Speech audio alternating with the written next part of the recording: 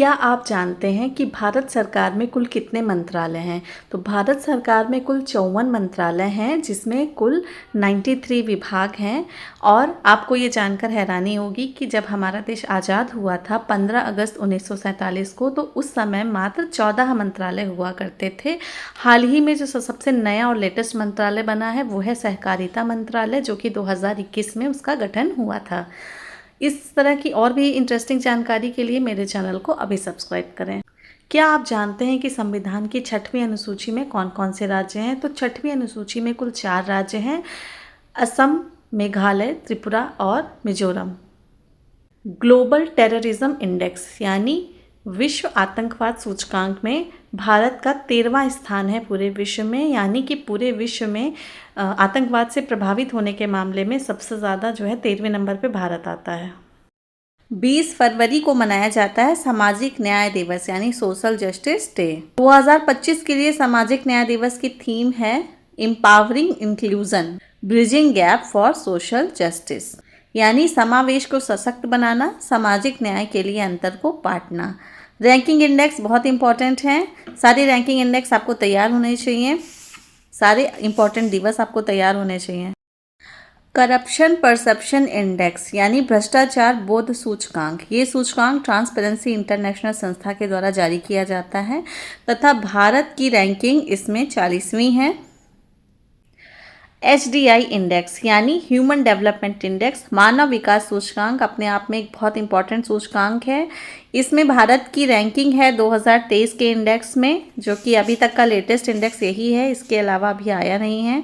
तो 2023 के इंडेक्स में भारत की रैंकिंग है 134। 193 देशों के सापेक्ष 134 रैंकिंग इंडिया की है ह्यूमन डेवलपमेंट इंडेक्स में।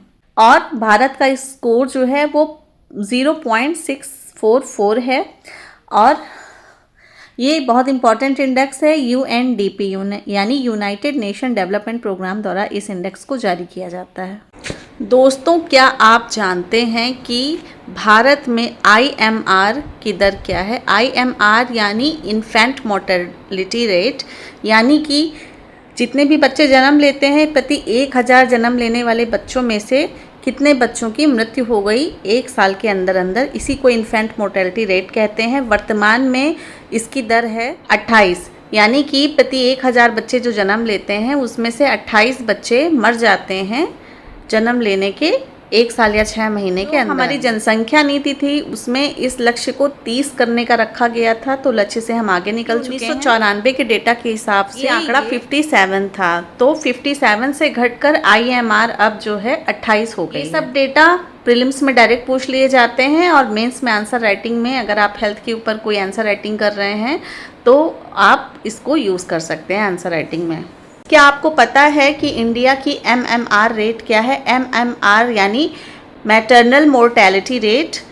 कई बार ऐसा होता है कि जन्म देते समय डिलीवरी के दौरान महिलाओं की मौत हो जाती है, तो उसी को कहते हैं MMR। तो प्रति 1 लाख डिलीवरी के दौरान प्रति 1 लाख में से कितनी महिलाओं की मौत हो गई बच्चों को जन्म देते वक्त, ये आंकड़ा ये दर्शाता है। तो वर्तमान में जो इंडिया की MMR है उसका रेट है 97, और 2014 में ये आंकड़ा 130 था, तो 130 से इसको सुधार करके अब 97 तक हम ले आए हैं।